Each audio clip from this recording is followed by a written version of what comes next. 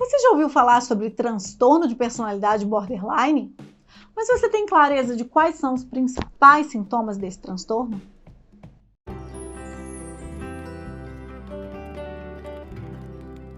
Olá, eu sou Cristiane Schumann, sou terapeuta da Clínica Cazuli e hoje a gente vai conversar um pouquinho sobre o transtorno de personalidade borderline. A característica mais marcante do transtorno de personalidade borderline é um padrão generalizado de instabilidade nos relacionamentos interpessoais. Ou seja, as pessoas com transtorno de personalidade borderline são muito inconstantes, instáveis, intensos em suas relações interpessoais. Quando é bom, é muito bom, e quando é ruim, é muito ruim. Além dessa labilidade emocional, é muito comum essas pessoas também terem uma instabilidade com relação à autoimagem. Distúrbios corporais são muito frequentes, mas principalmente queixas relacionadas à identidade. Quem eu sou, o que eu gosto, quem são os meus amigos, quem eu amo, quem me ama. São pessoas que têm bastante dificuldade em definir, em ter clareza sobre o conceito de autoimagem. Possuem flutuações extremas de humor e de impulsividade. Têm baixa tolerância à frustração e geralmente reagem à frustração com indignação, com agressividade, manifestando raiva, que inclusive é uma outra característica muito marcante no transtorno de personalidade borderline. São pessoas raivosas, que reagem emocionalmente com gritos, com cara feia, com comportamentos impulsivos, raivosos e agressivos. Uma outra característica bastante presente é a inconsequência, principalmente aquelas movidas pelo desejo. Aquilo que eu quero, que eu tô com vontade, eu vou fazer e depois eu arco com as consequências.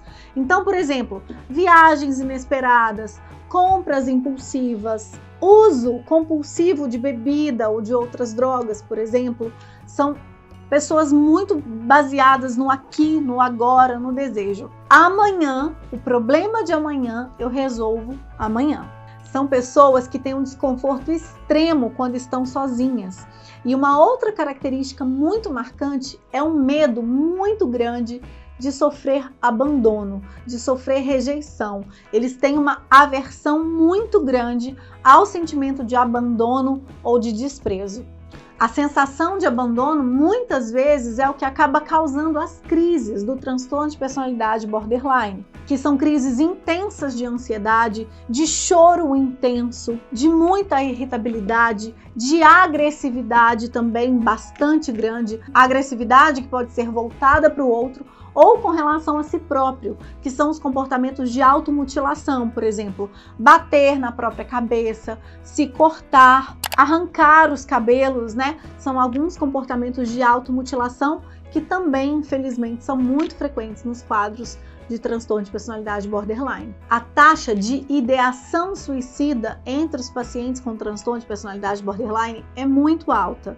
E muitos deles, inclusive, já chegaram a tentar suicídio. Comorbidades como ansiedade, depressão e outros transtornos de personalidade são muito comuns. Inclusive, alguns autores explicam o nome borderline, linha da borda, exatamente por conta dessas comorbidades. Geralmente, um paciente com transtorno de personalidade borderline não tem só transtorno de personalidade borderline, tem algum outro transtorno também. E essa linha tênue entre um transtorno e outro dizem ter originado o nome do transtorno de personalidade borderline. As causas do transtorno de personalidade borderline, assim como a maioria dos outros transtornos de personalidade, também são genéticas e ambientais. No caso dos pacientes border, é muito comum casos de negligência ou abuso físico e sexual na infância ou na adolescência. Também não é raro casos de separação ou da perda de um dos pais. Então são crianças e adolescentes que passaram por algum tipo de trauma bastante importante e que foram negligenciadas de alguma forma e passaram por processos de abuso psicológico, físico ou sexual. Uma outra hipótese são distúrbios nas funções reguladoras dos sistemas cerebrais e dos neuropeptídeos. Essa é uma outra provável causa.